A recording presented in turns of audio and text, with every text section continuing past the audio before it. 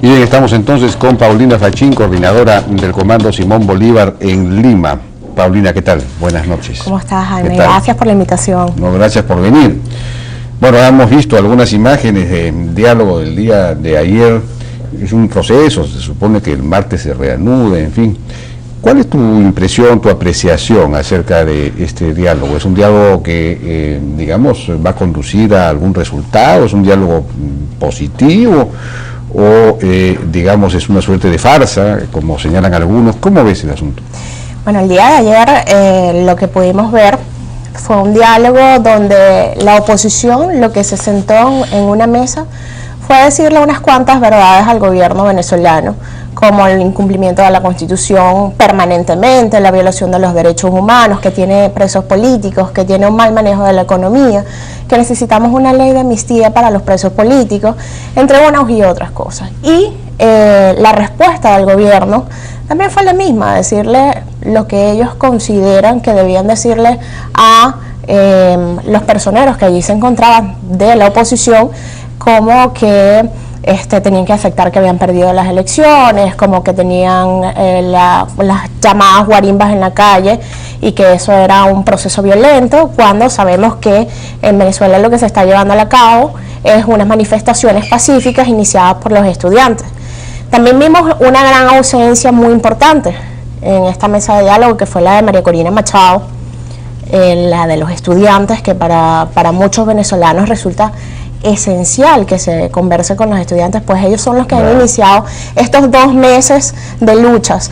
El alcalde Ledesma, fundamental también, el agente de Leopoldo López. Sabemos que Leopoldo López no puede asistir a un diálogo porque justamente es un preso político más de este gobierno. Respecto del pedido de amnistía o de liberación de los presos políticos, no hubo respuesta. ¿Cuál fue la respuesta de los, digamos, representantes del gobierno? La respuesta de Nicolás Maduro dijo que el tiempo es tiempo y el tiempo de la justicia es el tiempo. Es decir, no dijo nada. La primera petición que hizo Abeleo junto con Ramos Ayub, por ejemplo, de Acción Democrática, fue la solicitud de una ley de amnistía lo antes posible. Ahora, lo importante de esta solicitud de ley de amnistía y de esta respuesta que dio el gobierno es que acepta que sí tiene presos políticos y que sí tiene exiliados, como hay aquí en el Perú, que están exiliados justamente en otros países para no ir presos. Entonces, eso es un paso para el público en general, tanto venezolano como a nivel mundial, de que hay una aceptación que efectivamente tiene. ¿Cómo se produjo la aceptación? No entiendo. ¿En qué sentido? Cuando tú dices que efectivamente ellos no van a aceptar o por lo menos vacilan con el tema de una ley de amnistía, cosa que no la venimos pidiendo desde ahorita, la venimos pidiendo desde hace muchos años, y dice que el tiempo es el tiempo, que la justicia, pero que bueno, que sí, que Leopoldo está allá junto con los alcaldes Escarano y el alcalde Daniel Ceballos y Simonovich, de cierta forma está aceptando que tiene unos presos que no han tenido un proceso jurídico, legal, ajustado a derecho, ajustado a la Constitución, ajustado a las normas internacionales y que pueden considerarse como presos políticos. Ahora, ¿no se ha puesto como condición para continuar en el diálogo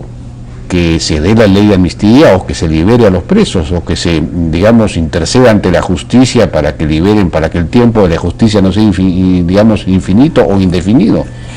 Mira, Jaime, a mí me llama mucho la atención porque yo seguí ayer cuidadosamente el diálogo y nosotros hablamos de diálogo, pero lo que expresaba Nicolás Maduro era que era un debate. Entonces yo entiendo que un debate es muy diferente a un diálogo. Claro. Y más o menos en ese sentido fue la reunión de ayer, porque lo que hicieron fue exponerse ideas de una parte y otra parte. Inclusive tengo que traerlo a colación, Diosdado Cabello, el presidente de la Asamblea Nacional, congresista, colocó un tuit en vivo en ese momento diciendo que Capriles no se daba por vencido, que era un perdedor y que no había entendido que había perdido las elecciones. Entonces uno ve un diálogo bajo un ataque permanente, que así no se dialoga. Claro, frente a los señalamientos de la oposición de que el modelo económico había fracasado, que la situación económica era muy mala, he visto que uno de los representantes, creo que el ministro de Economía del gobierno, dijo que no, que el modelo era exitoso, ¿no es cierto? Que estaba funcionando muy bien, algo así. Digamos, es un diálogo de sordos también en cierto sentido, ¿no? Claro, y el canciller Elías Howard señaló que ellos importaban los alimentos a Venezuela. Entonces, tienes una economía exitosa, que te lo dice el ministro de Economía en el momento, pero a la misma vez el canciller te dice que importan a Venezuela todos los alimentos. Entonces, ¿dónde está la producción nacional? ¿Por qué no hay producción nacional? ¿Por qué no dicen que no hay producción nacional? Porque no hay dólares con qué trabajar, o porque casi todo el aparato productivo de Venezuela ha sido expropiado. Yeah. Ahora, hay este sector de la oposición, el partido de Leopoldo López, María Corina Machado, los propios jóvenes, digamos, que no se han hecho presentes en el diálogo y han rechazado el diálogo. Y esto... ¿te parece correcto? Mira, los jóvenes justamente señalaron el día de ayer a través de sus dirigentes que ellos están de acuerdo con un diálogo y que lo respetan, el diálogo que vaya a llevar la MUD, pero que ellos van a continuar con sus diálogos en el seno de las universidades y van a continuar en las calles. María Corina Machado, Leopoldo López, Ledesma son otra parte muy importante de la oposición venezolana y ellos confían y están de acuerdo con un diálogo, pero con un diálogo verdadero, donde previamente se cumplan condiciones. Entre las condiciones es soltar a los presos políticos que tenemos, desmontar a los grupos armados fundamentales en Venezuela y que no haya más ataques. A mí por lo menos me llamó muchísimo la atención que ayer a esa mesa de diálogo asistiera el que se llama el presidente o el directivo del colectivo de los Tupamaros. Así, ¿no? Estaba allí presente. Entonces, es difícil para nosotros como venezolanos ver que convoquen a un diálogo a este tipo de personas, cuando hemos visto las imágenes que todos hemos visto, y no acudan o no inviten a los estudiantes. Sí, pues. Y ahora, digamos, si esto en realidad no va a conducir a una flexibilización del régimen, ni a una amnistía, ni al desmontaje de estos grupos armados, estos círculos bolivarianos, etcétera, o Tupamaros, creo que se llama, ¿no? Y círculos bolivarianos. Esto es no tiene mayor sentido. Quizá lo que hay que hacer es esperar que la economía, que se va a ir deteriorando cada vez más, sea la que termine con el régimen, porque por otro lado tengo la impresión de que la oposición en las calles, digamos, empieza a disminuir un poco, ¿no? Mira, el día de ayer, mientras se daba el diálogo, en Caracas se realizó la marcha de las antorchas por los estudiantes. Hubo fuertes enfrentamientos en Caracas también, en una zona que se llama Chacao, fuertes.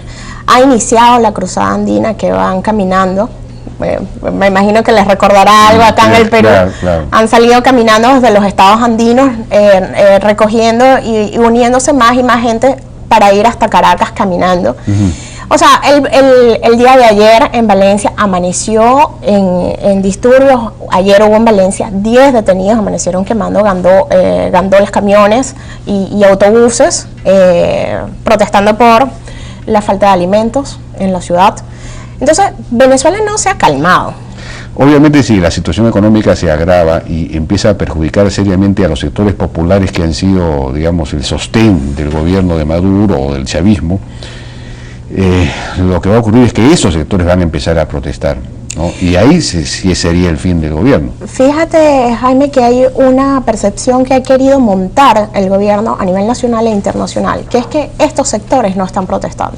El sector de la Isabelica de Valencia, donde hubo ayer los 10 detenidos, es un sector humilde, no es un sector ni de clase alta ni de clase media. Y lo que está pasando, la verdadera realidad, es que muchas personas de esos sectores humildes se dirigen hasta los sectores donde hay las manifestaciones, digamos, de zonas más clase media, porque se sienten más seguros, se sienten más protegidos allí. Ahora, lo que tú muy bien dices, el proyecto económico que ha tenido este gobierno está golpeando fuertemente a la familia venezolana cuando va a un mercado y no puede adquirir nada. Y además que cuando puede adquirir algo en el mercado, porque recordemos que la escasez es sumamente severa y todos los días va en aumento. Y según las declaraciones que dio públicamente ayer el ministro de Economía, donde señala, como tú muy bien lo dijiste hace poco, que la economía, el proyecto económico que ellos están aplicando en Venezuela les parece muy bien, y vemos todo este descalabro con una inflación tan alta que lo que hace es crecer y crecer, definitivamente el país tiene que colapsar desde el punto de vista económico, lamentablemente. Bueno, Paulina Fachín, muchas gracias por tu participación. Gracias. En la hora N, nosotros hemos llegado al final del programa, nos despedimos hasta el día lunes. Buen fin de semana. Ahora viene Eric Osores y N Deportes.